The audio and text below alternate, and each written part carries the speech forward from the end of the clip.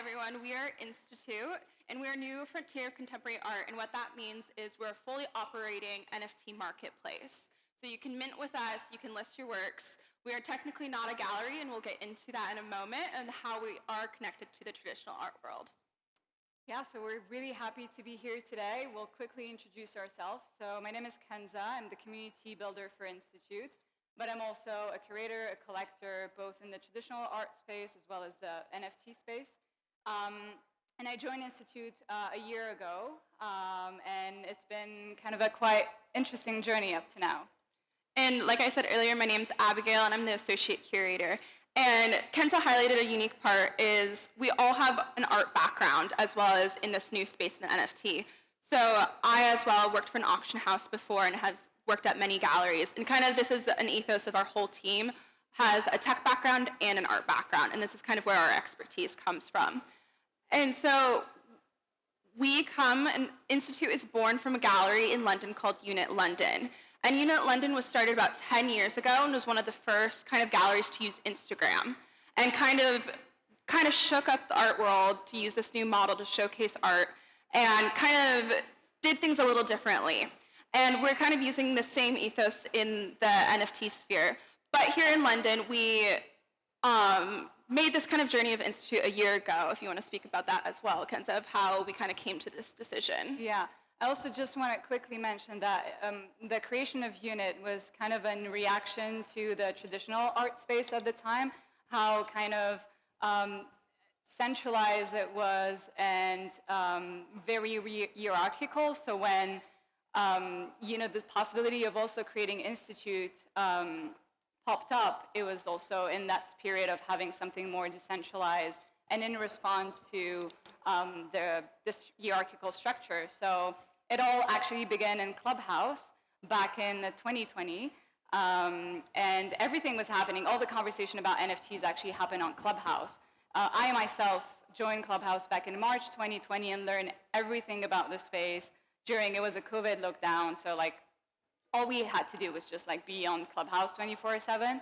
So that's when I met Pedro, who's now today our kind of business developer and trying to look at for business projects and partnerships for Institut. And it was interesting because we had those first conversations about the NFT space and how more galleries were also entering the space. And that's kind of when we started conversation with Joe and Johnny, who were the co-founders of a unit, who wanted to create, start with Institut as a new platform and entering the NFT space with the same ethos as they created a Unit London.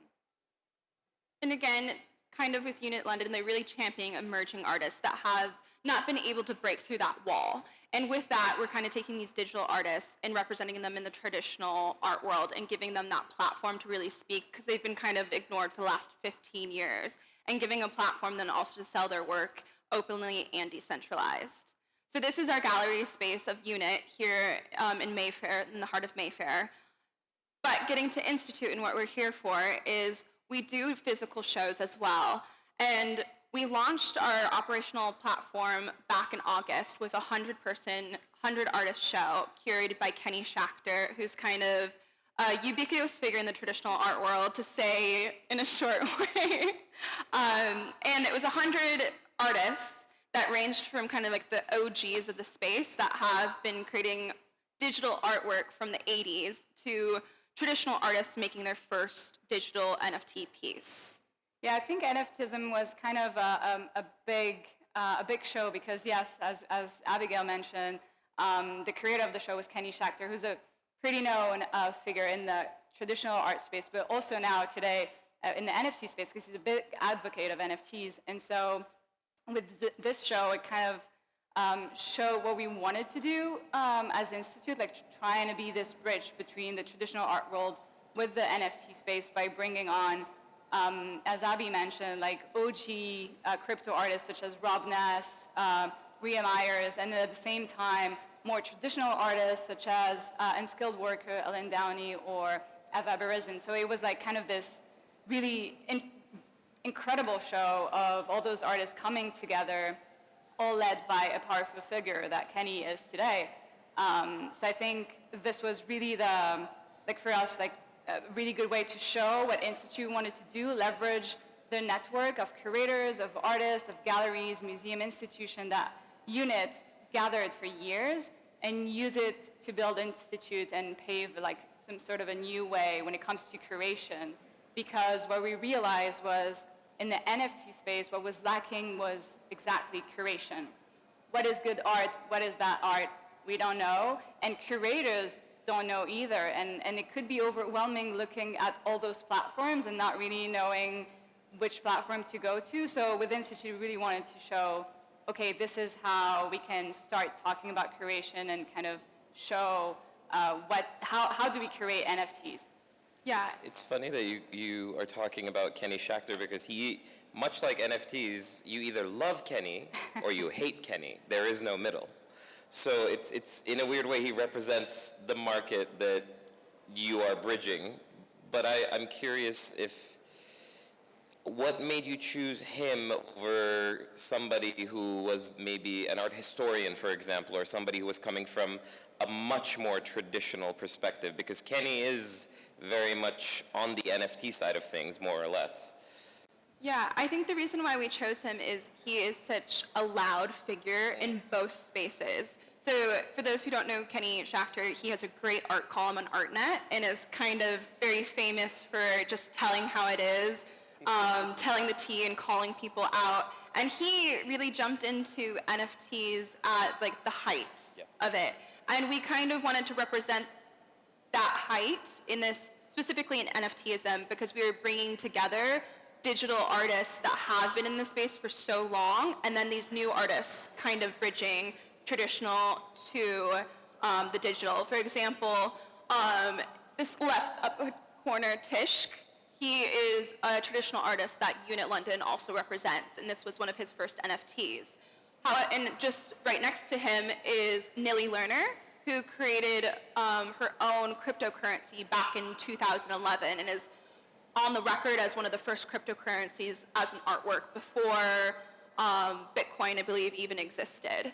So we kind of wanted to truly bridge these two worlds and kind of have a salon model as well. That's why you see a bunch of artworks all next to each other rather than having like room to breathe as well. And this wall specifically had probably like 3 alterations of artists. So we wanted to bring in like this traditional element of the art history salon next to these new figures and a new voice that bridges both sides like Kenny. We also had actually physical artworks to go with this exhibition. So you could find like sculptures and also artworks as well, like framed. And the elephants that you can see on the right are actually Kenny's artwork. That is also very controversial. I will not describe them, but you can look closely to them and see what is this artwork about. But yeah, I think it was a good move to go with Kenny because he's an advocate for NFT. So he was like he knew how to create a show that would have both physical artworks and NFTs and rightly portray both, traditional and crypto artists. Cool. But yeah, and kind of what we're doing at Institute is this mentorship that we're taking from our traditional art backgrounds to these artists. So a lot of these digital artists have been creating digital artwork for a very, very long time, sometimes decades. And with this kind of renaissance of NFTs, they've been sitting on 15 years worth, some of them, worth of like back stuff of artwork that's now in demand. And it's like, how does an artist who might have hundreds to thousands of great artwork, how does that enter the market? Do you do it all at once? Do you do it sporadically? And this is, for us, has kind of solidified the necessity for mentorship or a gallery model. And when we say a gallery model in this space, it is not your brick and mortar gallery where you represent an artist. It's very much more decentralized in this ongoing relationship. And this is what with Institute, how we separate from different platforms. We are an NFT platform, which means artists mint with us, so they can take their digital artwork and actually create the NFT with us. And then they list it. They're more than welcome to work with other galleries and other platforms. It's not that they're solely with us, but we do kind of differ from other platforms like such as Super Rare or OpenSea or Foundation is we have that one-on-one relationship with each artist. So we tell them, like, in our opinion, this is what we think the drop should go, and then we kind of work with that conversation of being like, oh, this is what they're comfortable with, and we also work when producing physical exhibitions. And Can we talk about that word actually? Because I blame Unit London for introducing that word into our vocabulary, the word drop, which sort of blurs the line between art as a cultural object versus art as an investment object that traditionally you flip. At least that's how it is with like hypebeat, like any sort of luxury good. When it's a drop, the idea is that you grab whatever you can and then you sell it for a markup. I think Unit London was the first gallery to refer to their own launches as drops. yes, and that's a really good point because that refers to kind of the very starting point of Institut. So 3 years ago, we started a physical print company called Unit Drops. And it was working with artists that were represented by Unit to create physical editions such as prints or sculptures, which has then expanded into artists outside their roster. And when we had Unit Drops that was purely physical, we wanted to introduce the digital side, which created Institut. But we wanted to drop the word drop, kind of because we wanted, with Institute specifically, to focus on one-of-ones. So in the NFT space, you have different kind of niches and markets within it. So you have your PFPs, which you see like Bored Apes, like things are 10,000 of them. We really focus on unique artworks. And so rather than using the word drop, where it's a bunch all at once, we wanted to kind of move away from that and kind of take a step back and have a conversation about the artwork. Yeah, but I think also you mentioned something that is important, and we'll come back to it. When it comes to flipping, it's something that is very present in the NFT space, and we'll talk about like the collectors and kind of the kind of collectors that we have for Institute, and I'll love to talk about this specifically.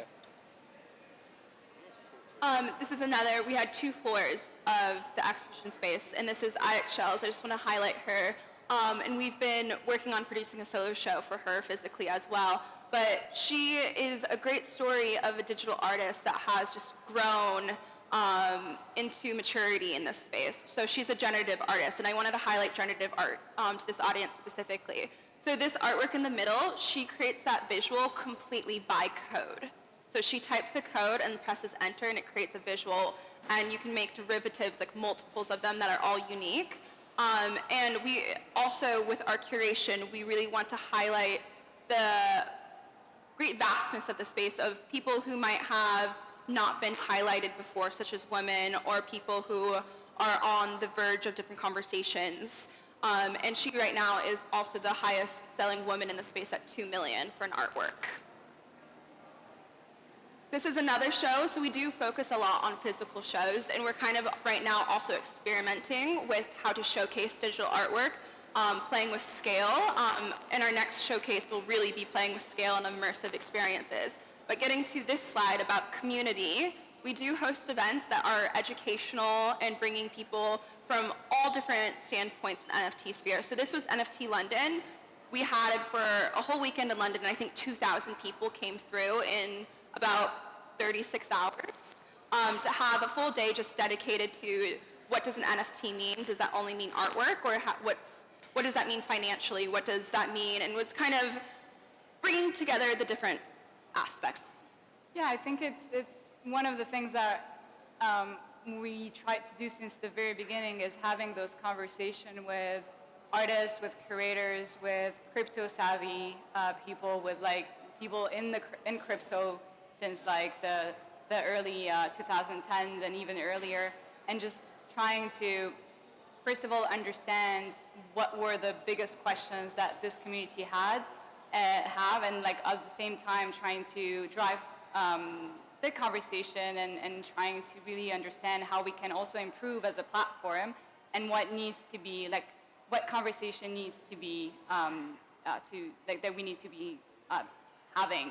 And so I think one of the most important thing right now in the NFT space is, okay, how can we meet? How can we actually go beyond just talking online, just looking at our profile pictures, not really even knowing our real names, and passing, like going beyond the digital identities that we have, even though these are super important, especially for like the digital native generation, where really their digital identities are super important to them.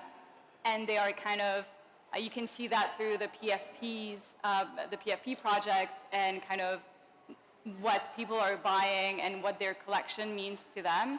So all of these NFT events, even this one that we're having right now, is really important because we get to meet and understand who we are, and get to have those conversations in real life. And they're very different than the conversation that you might have online. And again, like, community is really at the heart of the NFT space.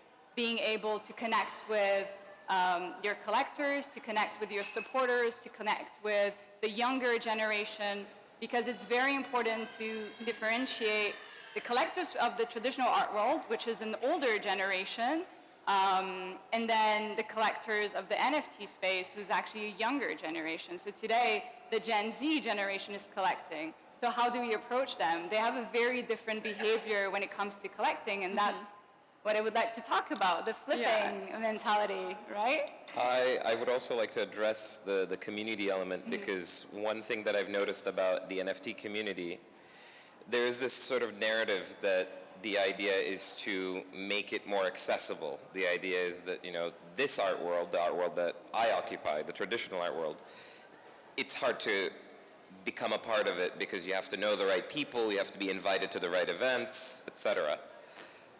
I find the NFT community to be equally insular sometimes, because you have to have Discord on your phone, or you have to have Telegram, you have to be on Reddit, you have to be able to navigate the internet in a very specific way in order to become a part of this conversation.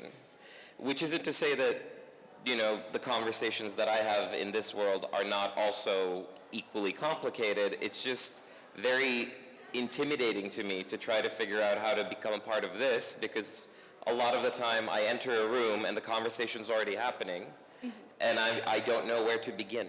Yeah, that's a really, really good point. There is, I think, no matter joining what community, there is a barrier of entry, and with that is you have to be more tech savvy. But again, I think having these physical conversations, even what we're doing here today, and asking questions, and I think the NFT community, the digital community, is so willing to teach people. You just have to be ready to jump in head first.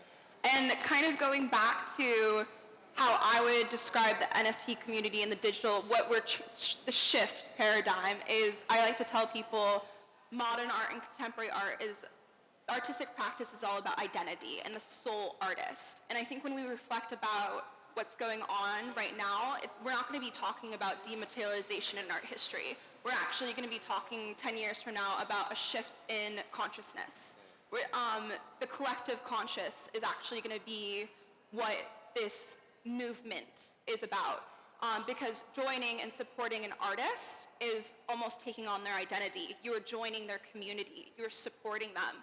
And people, when they buy artwork, they're putting it as their profile photos. You're truly taking on that artist's identity. And artists are so engaged with their communities. They have that one-on-one relationship with each collector. And not even collectors. Like, you can join an artist community and not even have the money to purchase, which I think is so exciting. It's not transactional. It's not transactional. Like, you can jump on Twitter and be like, you're my favorite artist, and have a conversation with them and be like, okay, I still have no money to buy you. And I think that's what is so exciting. And the artists also respond to their communities. And I think that's kind of the next shift in art history and what we're going to be reflecting on. Not that all of our lives are digital, but this other aspect. I think that's really important because, so I'm based in Tunis, Tunisia, where crypto is neither legal nor illegal. There's just literally zero mention of it in our constitution, or like, we don't really know. Some lawyers will tell you then it means it's legal, and some other people will tell you, oh, that means it's illegal. So even with that, it's still accessible to us. Even if crypto, like we can't actually get crypto, we still can connect with artists, can connect with other members of the community, and sometimes you will stumble upon people who are so generous that they will tell you, okay, here, I'm gonna help you, I'm gonna give you $100 and then just do your first purchase. And that's exactly what happened to me. Back in April of 2020, a friend of mine gave me 100, which today just pays for your gas fees, by the way, but at the time it was kind of a good amount. And I got my first NFT that way. And I printed it and I got it in my living room. That's the first time I got an NFT. So it's very different, but it's true that it gets overwhelming because you need to be on Telegram, on Twitter, on Discord, everywhere.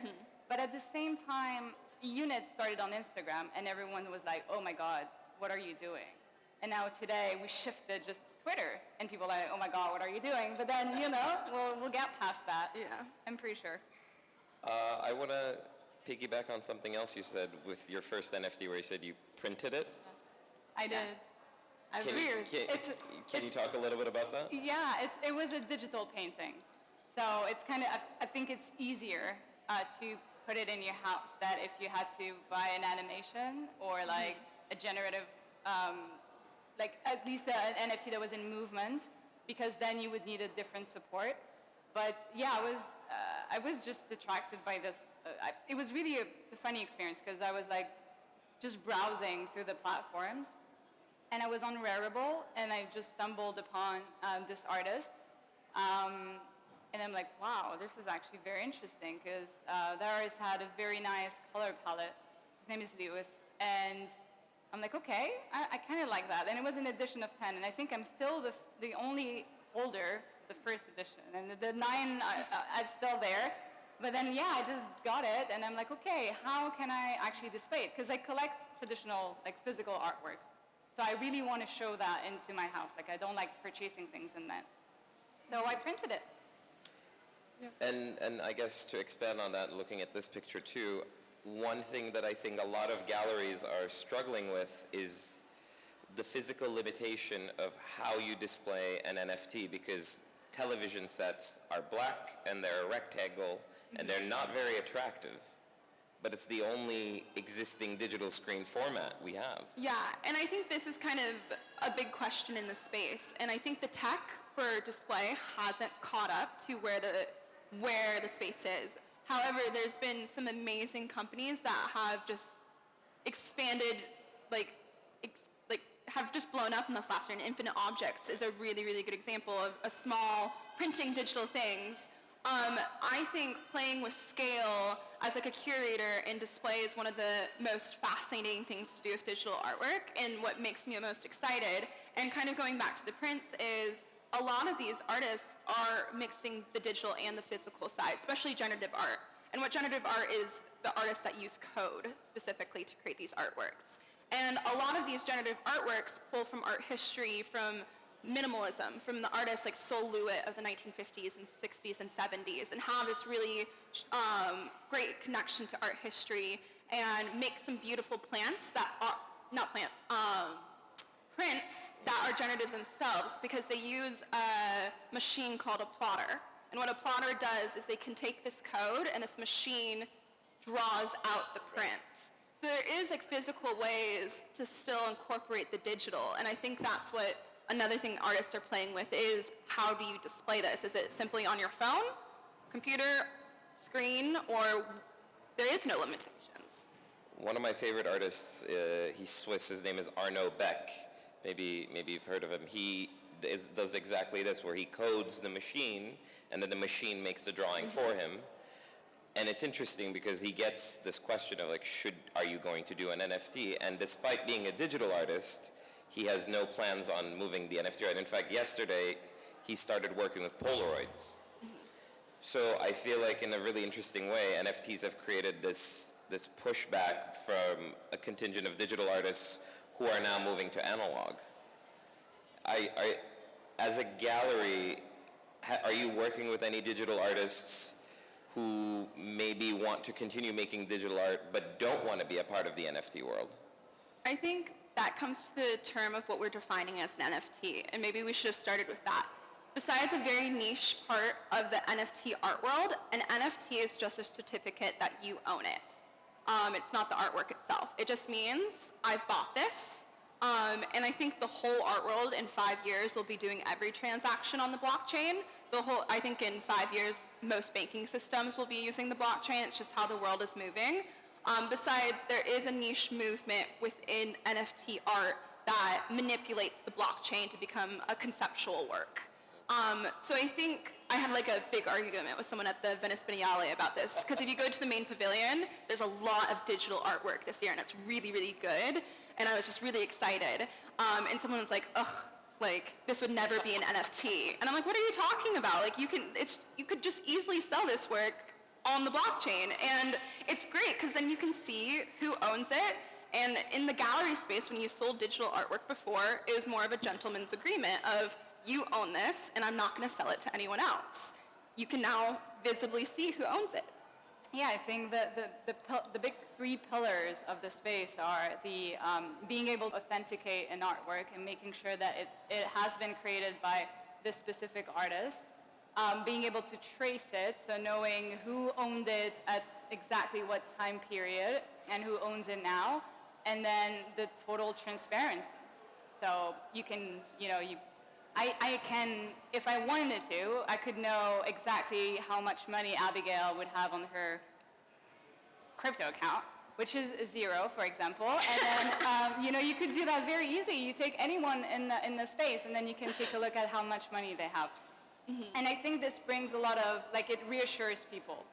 And it's very different in the traditional art world. So when you buy a painting, you get a certificate from the gallery, but how much exactly, how, let's say, legit is it, besides knowing that it comes from that gallery? People lose certificates from my photographs all the time. Exactly. And they ask for another one. And I'm like, well, yeah. Do I want to make 2 certificates for one artwork? Yeah, and that's the beauty of it. As of right now with the tech, as it stands, I mean, tech is always evolving, is the hypothesis is this will always exist in perpetuity, meaning if a gallery or company went under, you'd still have that record that will exist on the blockchain, which is also going to make auction houses jobs way easier to track who owns it. And also about transparency is you can see, for the most part, unless they're very tech savvy and can hide things, what someone has in their collection. So it's a new kind of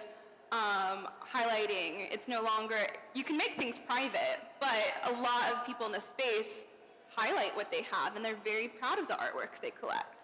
And it isn't limited by the physical constraints of their house or if they have a storage unit in Newport. Can you switch the slide? The projection, I think, in the background that had the yellow image? No.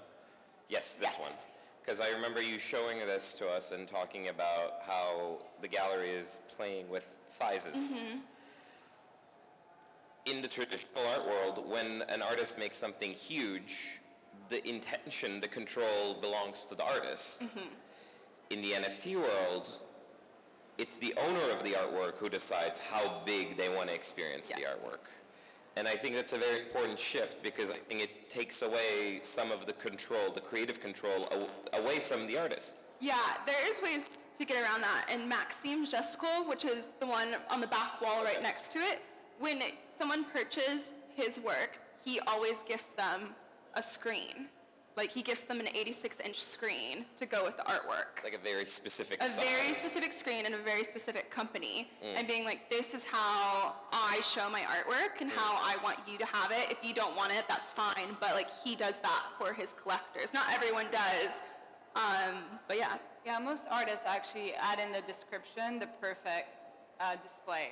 So they give you the size and how you should display it. But not everyone also has the means of buying a huge screen. Yeah. So if you're a collector, you will go for whatever is affordable to you and just display it that way. But it's true that when you're going for an exhibition, but I think, again, with us, it's a lot of conversation with the artists. So making sure that we also are doing justice to the work and displaying it correctly and in the way that they want to. Well, just an hour ago, people were touring. One of my pieces, and I was talking about it, and someone asked the question. It was a digital artwork, and someone said, "Oh, can I have like a small JPEG of it and use it as my iPhone screensaver?"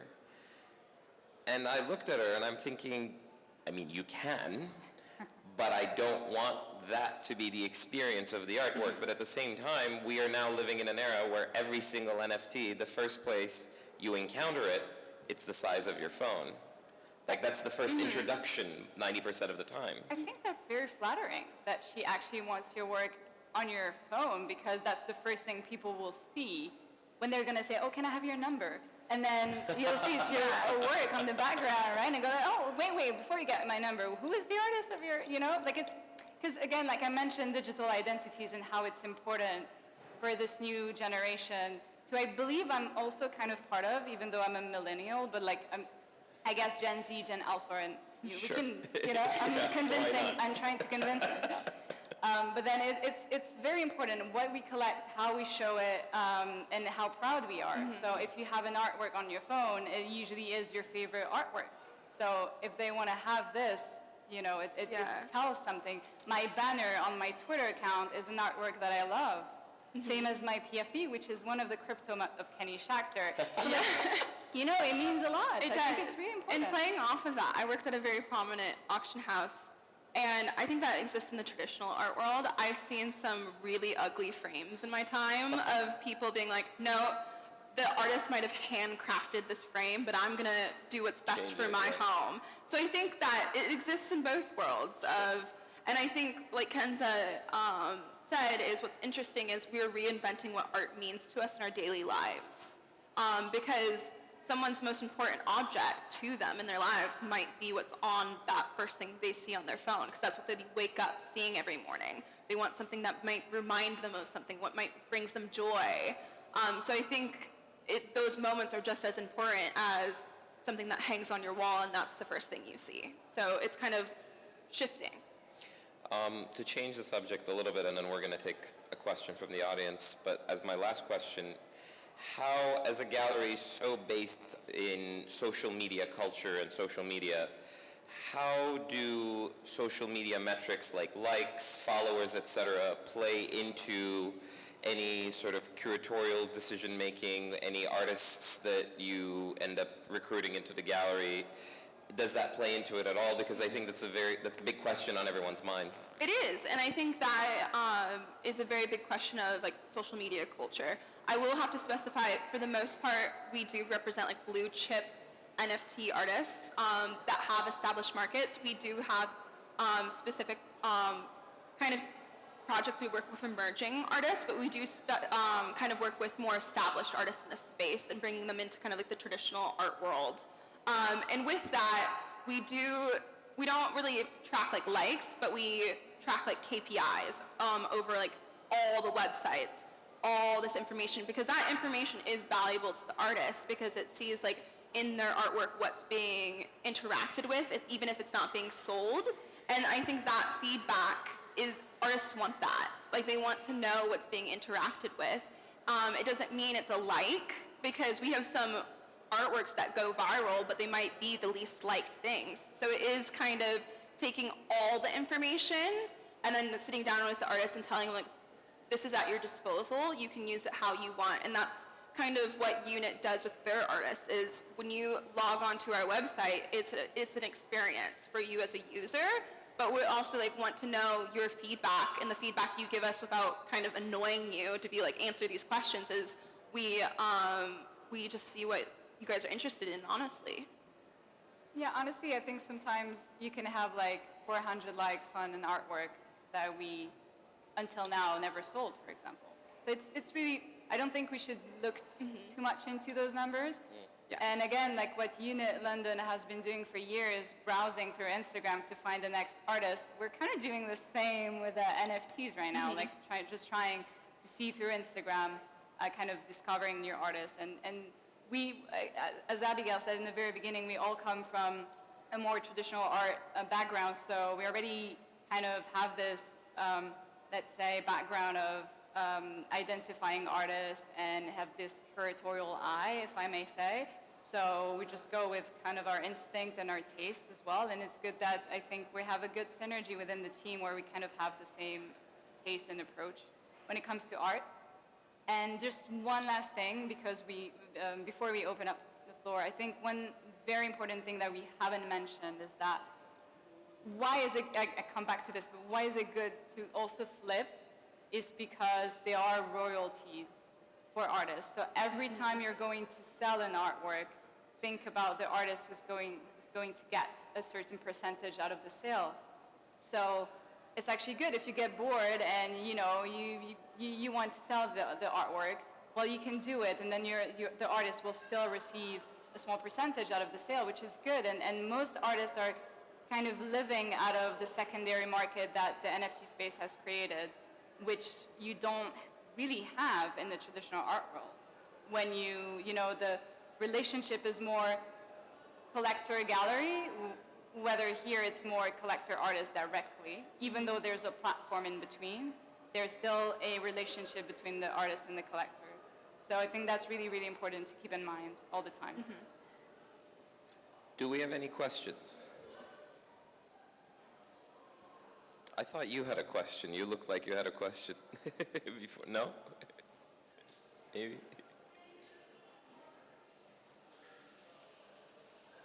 Okay.